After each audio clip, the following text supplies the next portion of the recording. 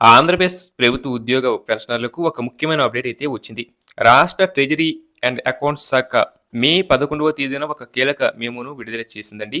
గత కొద్ది రోజులుగా రాష్ట్ర వ్యాప్తంగా చాలా మంది పెన్షనర్లకు డీఆర్ అరియర్స్ జమ కావడం లేదనే అంశంపై పెద్ద ఎత్తున సందేహాలు, ఆందోళనలు వ్యక్తమవుతున్నాయి. ఈ నేపథ్యంలో ఈ సమస్యలకు అసలు కారణాలు ఏంటి? ఎందుకు డబ్బులు ఖాతాల్లో పడటం లేదు? అనే విషయాలను మంగళగిరిలోని ట్రెజరీ సెంటర్ అకౌంట్స్ శాఖ అధికారులు స్పష్టంగా వివరించారు. ముఖ్యంగా చూసుకుంటే ఈ సమస్యల వెనక పెద్దగా పాలసీ మార్పులు లేదా చెల్లింపులు ఆపివేయడం వంటి అంశాలు లేవు. ఎక్కువగా ఇవన్నీ సాంకేతిక కారణాల వల్లనే జరుగుతున్నాయని అధికారులు చెబుతున్నారు. మొదటగా చాలా మందికి ఎదురవుతున్న ప్రధాన సమస్య బ్యాంకు ఖాతాలకు సంబంధించింది. కొంతమంది పెన్షనర్లు తమ బ్యాంకు అకౌంట్లను మార్చుకోవడం, కొత్త ఖాతాలు ఓపెన్ చేయడం లేదా ఐఎఫ్ఎంఎస్ కోడ్ మారడం వంటివి జరిగినప్పుడు ఆ వివరాలు ట్రెజరీ సిస్టంలో అప్డేట్ కాకపోతే ప్రభుత్వం పంపిన డబ్బులు సరైన ఖాతాకు చేరవు.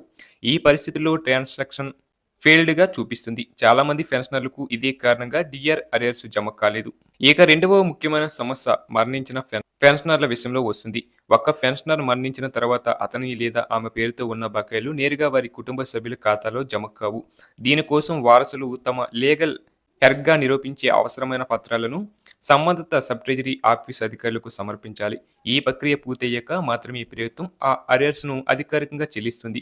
కానీ ఈ విషయంపై సరైన అవగాహన లేక చాలామంది కుటుంబాలు అవసరమైన పత్రాలు సమర్పించకుండా ఉండటంతో వారి అరియర్స్ పెండింగ్‌లోనే ఉండిపోతున్నాయి. ఇక మూడవది బెనిఫిషనరీ అకౌంట్ స్టేట్మెంట్ అనే అంశం కూడా చాలామందికి అర్థం కాని సమస్యగా మారింది. పెన్షనర్ అకౌంట్ యాక్టివ్‌లో ఉందా లేదా? ట్రాన్సాక్షన్ ఎందుకు ఫెయిల్ అయింది? ఎక్కడ సమస్య వచ్చింది అనే వివరాలు సాధారణంగా డీడీఓలు మరియు జిల్లా ట్రెజరీ అధికారుల పరిధిలోనే మాత్రమే ఉంటాయి. ఈ సమాచారం ప్రతి పెన్షనర్‌కు నేరుగా కనిపించదు. అందుకే ఎవరికైనా అరెస్ట్ జమ కాలేదంటే వారు తమ పరిధిలోని ట్రెజరీ ఆఫీస్ లేదా సంబంధిత అధికారులను సంప్రదించడం చాలా అవసరం.